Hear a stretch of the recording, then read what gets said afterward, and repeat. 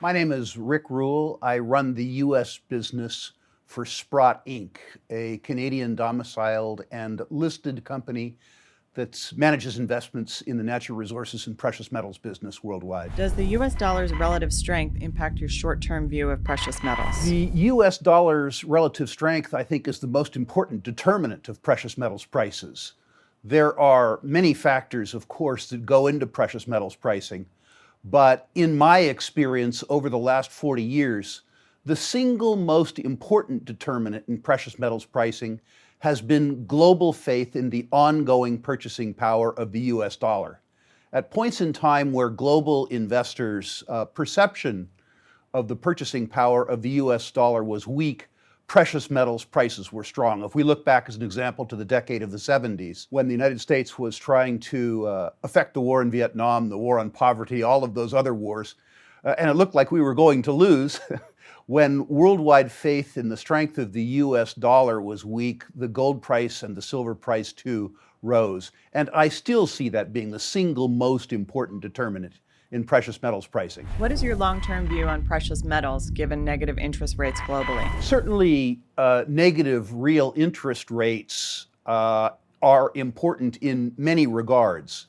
The first thing is that the strength in the US dollar right now, I would suggest, doesn't relate so much to strength in the US economy, which is becoming increasingly doubtful, but rather to the fact that the US economy is relatively stronger than other economies. My friend Doug Casey describes the US dollar as an example as the prettiest mare at the slaughterhouse. While US interest rates measured by the US 10-year Treasury are paltry, around 2%, nominal interest rates, well, real interest rates in other countries, particularly in the Eurozone, are negative. So the idea that an investor could lend money to Greece, who is almost guaranteed not to pay back, and suffer a negative yield, when you look at that, the US 10-year Treasury at 2% seems relatively strong. What's interesting about the circumstance that we find ourselves in right now is that both the US dollar and gold are relatively strong, which suggests that while the US dollar is relatively strong, investors on a global basis believe that the US dollar will falter too. From a historic point of view, the interest yield on the US 10-year Treasury relative to the implied rate of inflation in the United States is the weakest that we've seen in 40 years. And the consequence of that is that gold is strong even while the US dollar and the US Treasury market is strong. How does sovereign credit quality impact the prospects for gold? The whole implications of sovereign credit quality over time and the efficacy of gold holding relative to those sovereign credits is, from my point of view, one of the classic questions that confronts ourselves. The political process in the Western world, and maybe in other worlds too, involves what I would describe as a war on savers by spenders. Spenders are much more numerous. And what that means is that spenders vote themselves access to the wealth generated by savers. There's a wonderful description of democracies as being described as four coyotes and a lamb voting on what's for lunch. Clearly, the lamb, the saver, doesn't come out too well. If you look in the United States as an example, I'm not going to do a worldwide example, but if you look at the United States, ostensibly the strongest credit in the world, what you see is the debtor with $22 trillion in recourse obligations. $22 trillion. Those are 12 zeros. It's a big number. But more importantly, you see off-balance sheet obligations, but allegedly obligations to be sure. By the way, you're looking at one in the mirror. I'm 66 years of age. So Medicare, Medicaid, Social Securities, those numbers, the off-balance sheet liabilities of the US government, exceed, by the government's estimate, $100 trillion. And that's before state obligations, local obligations, and unfunded pension liabilities, which the pensioners believe that the government will pick up. So, how do we service $120 trillion in debt? Well, traditionally through the national income. defined as taxes and other fees to the government less expenses. The problem is that that number comes up negative, meaning that our income statement shows $1 trillion shortfall every year. It is very difficult, obviously, to add a column of negative numbers and come up with a positive sum. So what the political class in the United States is trying to do is service $120 trillion in debt with income that's negative to the extent of $1 trillion a year. In the long term, it is very obvious that you can't overcome arithmetic with political narrative. And the consequence of that is that savers on a global basis are gradually losing faith in the U.S. currency and the U.S. 10-year Treasury and beginning to embrace gold. The only way that I can see that circumstance changing would be a circumstance where the U.S. somehow swung to a very, very strong budget deficit while simultaneously reducing recourse off-balance sheet liabilities and reduced government spending. I've been observing government spending for my entire adult life, and the ability of the U.S. citizenry to embrace belt-tightening doesn't seem to me like anything that will happen in my lifetime. Who gets stiffed? If I could paraphrase it, who gets stiffed? The off-balance sheet obligations are all promises that various elements of society have made to other elements of society. The most important transfer is, of course, from your generation, a younger generation, to my generation, an older generation. We voted ourselves all these benefits, and we magnanimously decided that you would get to pay for them. My suspicion is that ultimately that's going to be up to you. It would be my suggestion that you tell me that since I made the promises to myself, that I should keep them, because you have no interest in doing that.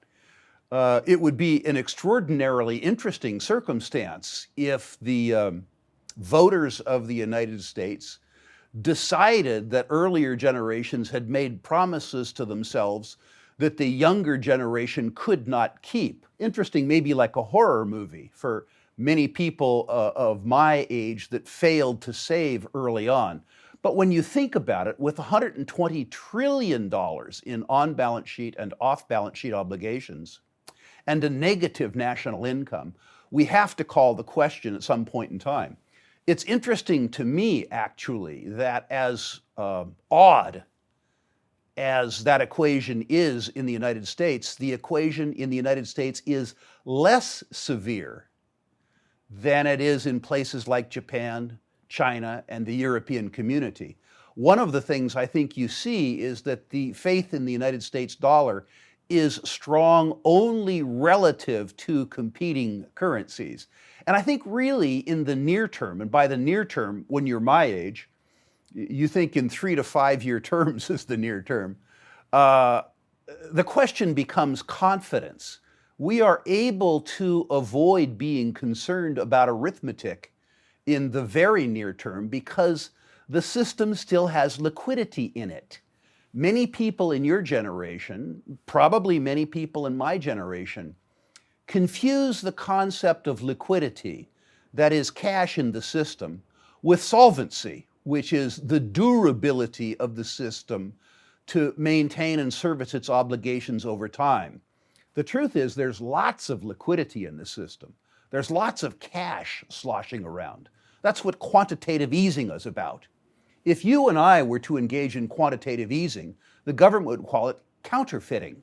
But when they do it, of course, it's quantitative easing. The quantitative easing has left the system with lots of liquidity, but in my opinion, with the solvency in question. How does inflation play into your thesis? The suggestion by the question is that quantitative easing results ultimately in inflation. And I would suggest that's true. It's a very interesting suggestion. You know, when the government gives us the number, the CPI, Consumer Price Index, stated rate of inflation, I have a couple comments to that. The first thing is that the people who assemble that basket of goods and services don't shop where I shop. They say that the purchasing power of the dollars that I have in my savings depreciate by 1.6% a year. That's inconsistent with my experience. So let's look at why.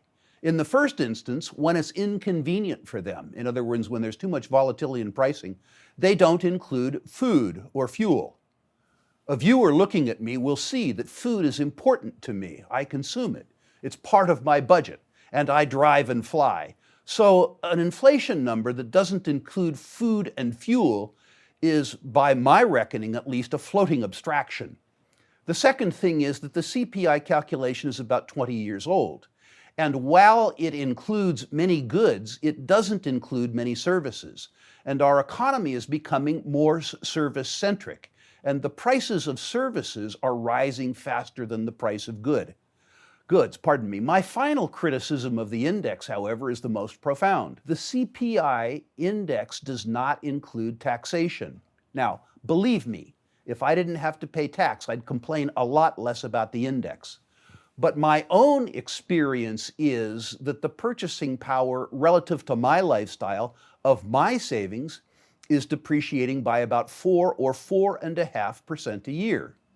So the value proposition that the government offers up to me is that they'll take my savings in a U.S. 10-year Treasury and they will pay me 2% a year in a currency that depreciates at 4% a year. My friend Jim Grant describes this value proposition as return-free risk. And return-free risk is just not particularly attractive to me. My suspicion, however, is that it gets worse in the out years. The idea that you can conjure up $4 trillion in fresh currency units through quantitative easing and have that not show up somewhere really truly beggars belief. And if you ever had a circumstance where savers had a strike on treasuries, that is, where people's faith in the system was slowed up enough that you had a replay of the Clinton years where they gave a treasury auction and the buyers forgot to show up, the circumstance that I think that you would have then would be something more akin to a reckoning. A circumstance where you would have a crisis in confidence and probably a liquidity crisis. I'm not saying, by the way, that this is going to happen anytime soon. Most of the world is driven by narrative rather than arithmetic. But over time, arithmetic is real and narrative is just that. How do precious metals fit into your thesis? So the question, I guess, involves the price performance of all precious metals in the context of a questionable US dollar. We start the discussion, of course, with gold, with the basic precious metal. A historic mechanism as a medium of exchange and simultaneously a store of value. As far back as Aristotle, it has been known that fiat currencies were a promise to pay, but gold was payment in and of itself. It wasn't a promise to pay. It wasn't a note. It was, in fact, payment, a store of value and a medium of exchange simultaneously. And the current strength that you see in gold, I think, is the recognition of the fact that the value proposition associated with fiat currencies is becoming increasingly challenged. Silver has, of course, always moved later than gold, but moved more spectacularly. The lower unit cost means that silver is, if you will, democratized gold. Poorer people in emerging markets, particularly in South Asia, have for 1,000 years stored a lot of wealth in silver because they simply couldn't afford the unit of exchange represented by gold. Speculators like silver too because it's more volatile. So historically, when the gold price has moved, it's moved first. Silver moved in second position, but moved further. Coming down to platinum and palladium, they're really interesting markets in the sense that their primary uses on a global basis have not been as stores of value or mediums of exchange, but rather because of their utility in fabrication applications. Things like catalytic converters for internal combustion engines or refining or chemical fabrications. But in certain societies, particularly northern China, Korea, and Japan, platinum and palladium have also been favored over gold as jewelry and as stores of wealth. And one of the things that you're seeing now with the increasing amount of private savings in Korea and Japan, as private citizens become nervous about their own governance, is an increasing amount of utilization of platinum and palladium for functions with regards to stores of value that have traditionally been assigned to gold. What we're seeing, I think, on a global basis is a very gradual substitution for government debt by precious metals. It's important to note that in a historical sense, this substitution is really in its infancy. I read a story very recently that suggests that precious metals, physical precious metals, and precious metals investments, like precious metals mining stocks, currently occupy between 1/3 of 1% and 1/2 of 1% in the savings and investment matrix in the United States. That is to say, if you looked at all the savings and investment products in the United States, precious metals related investments would comprise less than 1/2 of 1% of aggregate market share. Now, as recently as 1982, the same number was 7%, and the 3-decade mean has been between 2 and 2.5%. So my argument is that precious metals won't win the war against, as an example, Treasury securities. They'll just lose the war less badly. That precious metals, all precious metals market shares, combining gold, silver, platinum, and palladium, and of course the mining shares, will resume their historic place in the investment matrix, and they'll go from 1/2 of 1% market share to 2% market share, just a reversion to mean. But that little reversion to mean would quadruple demand for precious metals and precious metals equities in the largest investment market in the world. That's the circumstance I see. And from the point of view of precious metals holders, that's extremely attractive. What is your outlook for precious metal miners? If your readers are able to contact me, if you can have some sort of contact on the screen, I will send your readers a Barron's 40-year gold mining stock index. And it's a really dramatic graphic presentation of where we are. The first thing to note is, in a historical context, the prices of gold mining index, the prices of gold mining equities, are at historic lows. The second thing is that the average recovery or up move in the mining stocks is very explosive. The up moves show between 200% index price escalations and 1,200% price index escalations. I don't want your readers to go away thinking that in the next 3 months, every gold stock in the world is going to go up by 200 or 300%. I just want them to understand that in a historic context, precious metals mining stocks are cheaper than precious metals, which are themselves reasonably cheap. And the recoveries historically have been extraordinarily dramatic. If a circumstance comes where savers worldwide begin to question the efficacy of sovereign debt on a global basis, but particularly U.S. sovereign debt, then I think you see a recovery in precious metals prices first, which I think you're in the early stages of seeing, and then you see a much more dramatic recovery, if past is prologue, in the shares of precious metals mining stocks. And when I say precious metals mining stocks, I don't just mean gold stocks.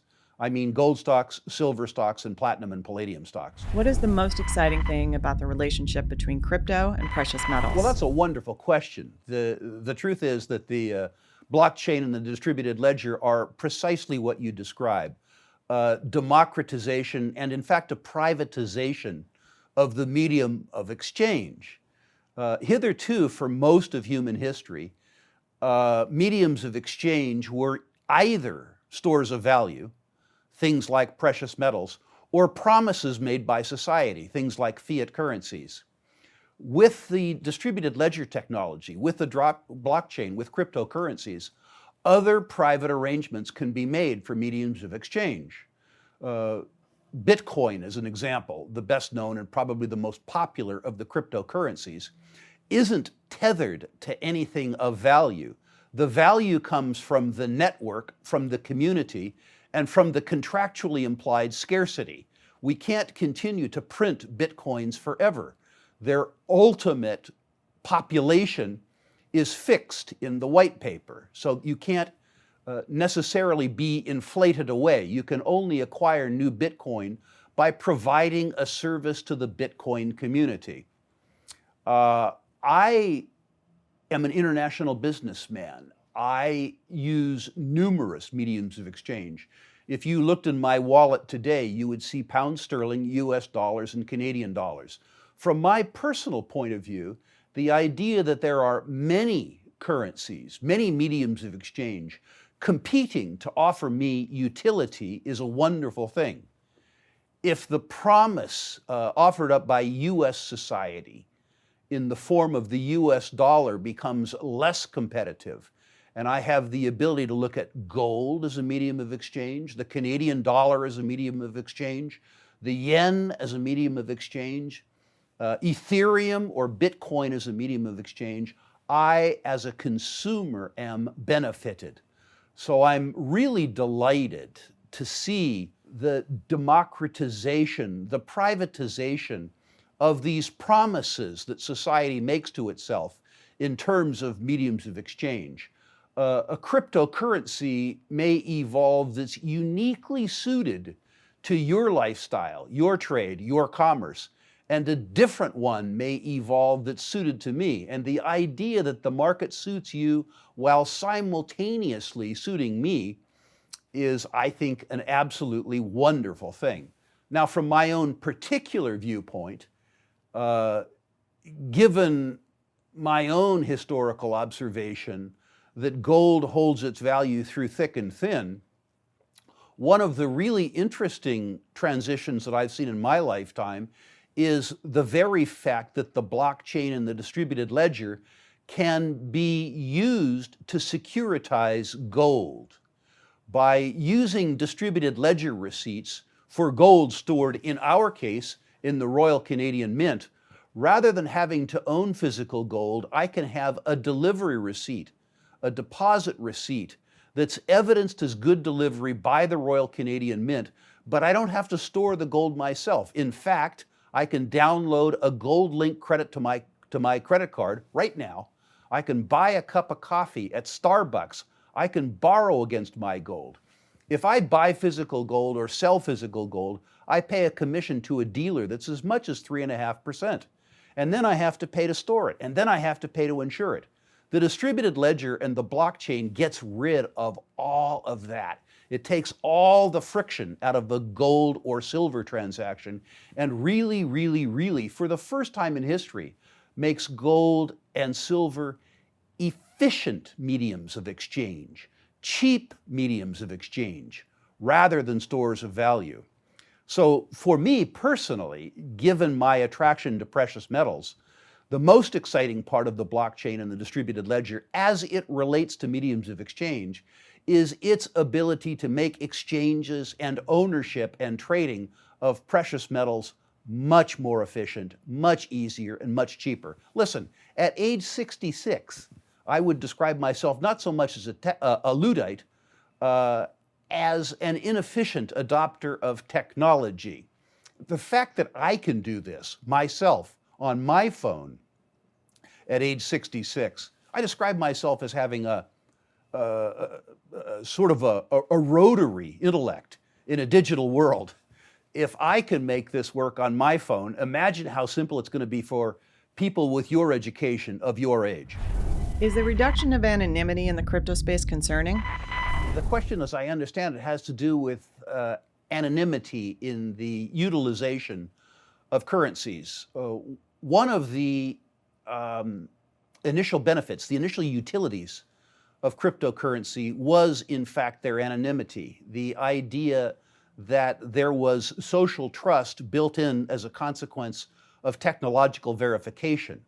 And the trust wasn't so much individual to individual as it was trust in the system. And as a consequence of trust in the system, that the system would be anonymous. And this has worked, by the way. There are people in countries with blocked currencies, People's Republic of China, Zimbabwe, Venezuela. People have used, in particular, Bitcoin to translate their money from currencies that they couldn't use outside their host countries, or for that matter, inside their host countries, and transferred them out. One of the difficulties that we've begun to see in the crypto community is that some of the users of crypto want those currencies to become, or want those technologies to become more broadly adapted, and they've ironically asked for more regulation. They have ironically begun to lobby for one of the key utilities of cryptos to be obviated by greater regulation. This is ironic to me. This is odd. It seems to me that the two, or the three really, big utility features of the crypto are the fact that they are anonymous, differently, that they aren't government controlled, and therefore can't be restricted or quantitatively eased, and that they are extraordinarily cheap. The idea, when I say cheap, I mean that transactions denominated in cryptos can be frictionless and extraordinarily cheap. The idea that the community would voluntarily obviate the two of the three most important utilities of the currency seems very strange, seems very odd to me. How does price volatility impact your view of cryptos and precious metals as monetary tools? One of the things that's happened very recently is, well, not very recently, but over the last 5 years, is that one attraction of the cryptocurrencies has been their volatility, the way they trade. And it would seem to me that Bitcoin is thought of worldwide now as a speculation, as a trading sardine, rather than as an eating sardine. The volatility, of course, particularly to the upside. People don't like downside volatility. They like upside volatility. But the very volatility in some of the cryptocurrencies has obviated any utility that they might have as mediums of exchange. If you have a crypto that varies in price, at least denominated in US dollars, if you're using as a medium of exchange, you don't know how much you're paying for something. If a Bitcoin goes from $10 a coin to $1,000 a coin, and you believe it's going to go to $10,000 a coin, the idea that you use that Bitcoin to pay for something means almost by definition that in your mind you believe you're overpaying for the item that you are receiving in return for your Bitcoin. Simultaneously, if you're a merchant and you're accepting Bitcoin for something, you don't know the value of the specie that you're getting in return for the good that you sold. So the very volatility that occurs right now in the cryptocurrencies, I think goes a long way to obviating the utility in cryptocurrencies that is expressed as their utilization of a medium of exchange. If you take away their efficiency as a medium of exchange and you take away their utility, I'm afraid that you have dealt a real blow to the cryptocurrencies. By the way, I'm not saying that this is going to occur. My hope is that we develop 50 or 60 cryptocurrencies that offer up various utility to consumers over time. I think that the utilization of technology to affect mediums of exchange is limited only by our imagination. But our imagination thus far has been compromised because we've sort of courted volatility, which obviates the currency's efficiency as a medium of exchange. On the other hand, using distributed ledger technologies that are tied to commodities, as an example like gold and silver, that have traditional utility, probably means, at least for some consumers like myself, that the distributed ledger will ultimately offer up frictionless stores of value that can be utilized as mediums of exchange. And at least for me as a transactor, that's much more attractive. Credit to Doug Casey. He tells a wonderful joke about a guy who bought 1,000 crates of sardines as a speculation, and he opened one and ate a sardine that was terrible. And the guy who sold it to him said, "Well, these aren't eating sardines, these are trading sardines." How will the cryptocurrency space evolve to increase its utility? The question is, how will the cryptocurrency market evolve? I think it's evolving very quickly right now. Sprott, as an example, and others have invested millions of dollars to adapt the distributed ledger and the blockchain to trade gold, silver, and platinum and palladium.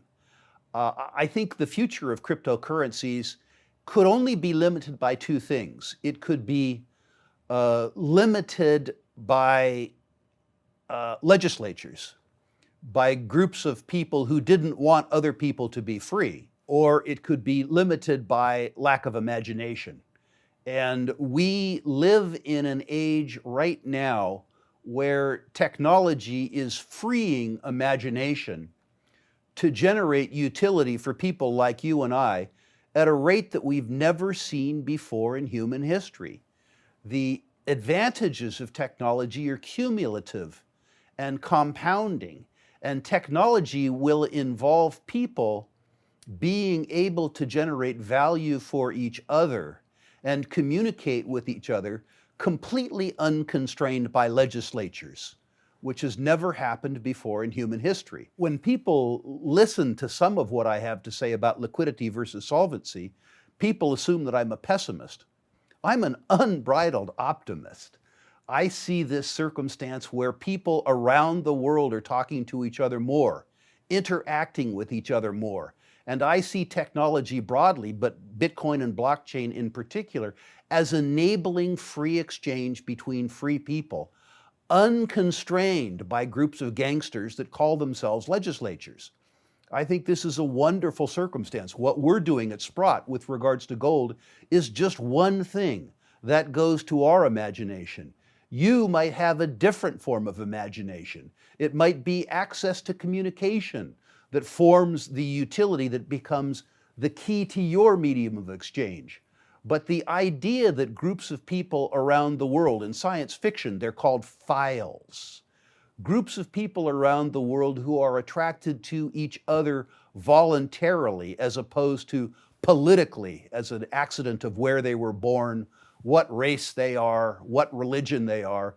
The idea that people can make connections with each other that are unconstrained by previous mores and can affect these mediums of exchange through technology like Bitcoin and blockchain points to me to an absolutely glorious future for all of us. Well, thank you for the opportunity. It's obviously a topic I'm interested in.